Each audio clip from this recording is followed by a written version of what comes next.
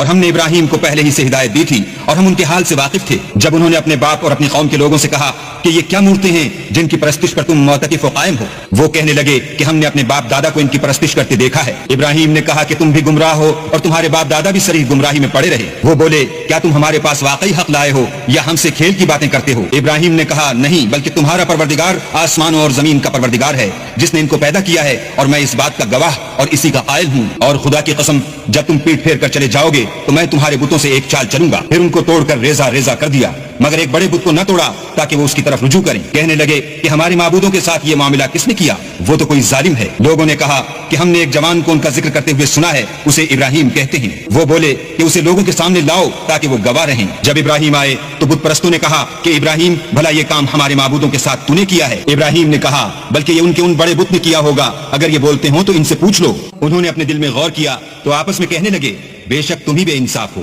پھر شرمندہ ہو کر سر نیچا کر لیا۔ اس پر بھی ابراہیم سے کہنے لگے کہ تم جانتے ہو یہ بولتے نہیں۔ ابراہیم نے کہا کہ پھر تم اللہ کو چھوڑ کر کیوں ایسی چیزوں کو پوچھتے ہو جو نہ تمہیں کچھ فائدہ دے سکیں اور نہ نقصان پہنچا سکیں؟ تف ہے تم پر اور جن کو تم اللہ کے سوا پوچھتے ہو ان پر، کیا تم عقل نہیں رکھتے؟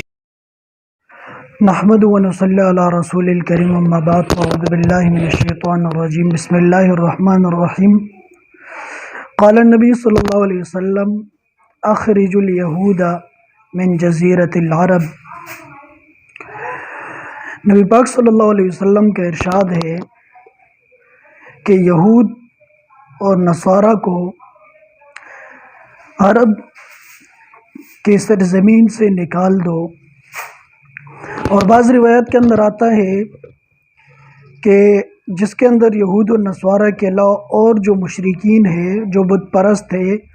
ان کے بارے میں بھی یہی ارشاد ہے کہ ان کو عرب کی سرزمین سے جو ہے وہ نکال دو۔ لیکن اگر ہم ابھی دیکھیں عرب کی سرزمین کو تو کہیں پہ تو حکمران جو ہے وہ سنیمے کھول رہے ہیں، فحاشی اور یعنی عورتوں کو جو ہے وہ اجازت دے رہے سر عام پھرنے کی، تو کہیں پہ جو ہے وہ مندر بنایا جا رہا ہے، اور مندر کی باقاعدہ جو ہے شیوخ اکرام جو ہے وہ باقاعدہ افتتاح کرتے ہوئے اور یہودیوں کے ساتھ اور ہندوؤں کے ساتھ مل کے جو ہے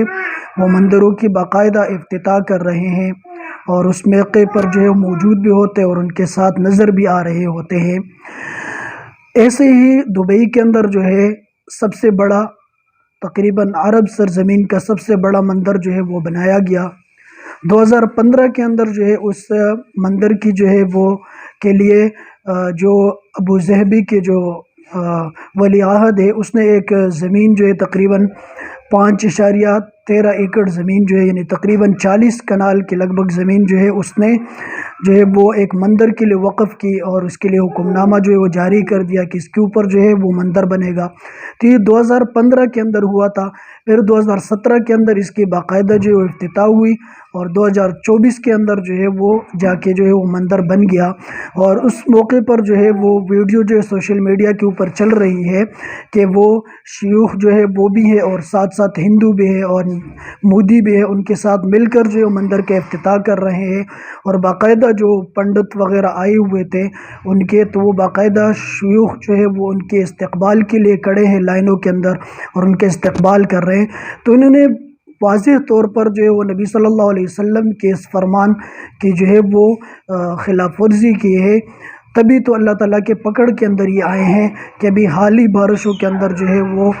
دبئی کے اندر، اور دبئی کا جو شہر ہے وہ سارا کا سارا پانی کے اندر ڈوب گیا ہے۔ تو اس کی ایک وجہ یہی بھی ہو سکتی ہے کہ یہاں پر نبی صلی اللہ علیہ وسلم نے جو پاک سرزمین عرب کا ہے اس کے اندر مشرکین یہود بت پرست جو ہے ان کو نکالنے کا حکم دیا، لیکن ان شیوخ نے کیا کیا کہ انہی کو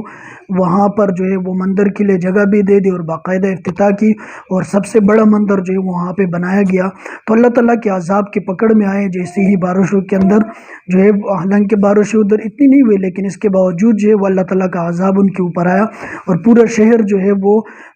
پانی کے اندر ڈوب گیا۔ تو یہ اللہ تعالیٰ کی طرف سے ان کے لیے ایک اشارہ ہے کہ اس پاک سرزمین کے اندر جو ہے وہ ایک ناپاک چیز انہوں نے بت رکھے ہوئے ہیں، اور ان کے جو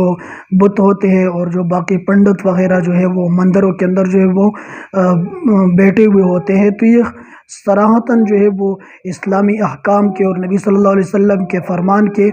جو ہے وہ مخالف ہے، اور یہ ایک پاک سرزمین کے اندر جو ہے وہ انہوں نے ایک شرک کا اڈا جو ہے وہ بنا دیا کہ وہاں پر ہندو لوگ جو ہے جا کے بتوں کے سامنے سجدے کریں گے، حالانکہ نبی صلی اللہ علیہ وسلم نے تو ان بتوں سے جو ہے وہ عرب کی سرزمین کو پاک کیا تھا۔ ایک موقع پر نبی صلی اللہ علیہ وسلم اور بہت اور صحابہ جو ہے وہ بیٹھے ہوئے تھے، تو اس موقع پر آپ صلی اللہ علیہ وسلم نے فرمایا تھا کہ یہود اور نصارہ کو عرب کی سرزمین سے نکال دو، تو اس موقع پر جو ہے وہ حضرت عمر رضی اللہ عنہ بھی وہاں پہ موجود تھے، تو جیسے ان کا دور خلافت آیا تو انہوں نے عرب سرزمین سے جو ہے وہ یہود اور نصارہ اور جو باقی بت پرست لوگ تھے ان کو نکال پھینکا تھا، اور ان کی حکومت کے اندر جو ہے وہ بڑی وسعت ہوئی تھی سرزمینوں کے اندر، اور انہوں نے وہاں سے باقاعدہ طور پر جو عملی طور پر جو شرک کو ختم کیا تھا۔ لیکن اب ایسا نظر آ رہا ہے کہ عرب کے جو لوگ ہیں اور جو حکمران ہیں وہ کہیں پہ تو فحاشی کی اجازت دے رہے اور کہیں پہ سنیما بنا رہے اور کہیں پہ جو ہے مندر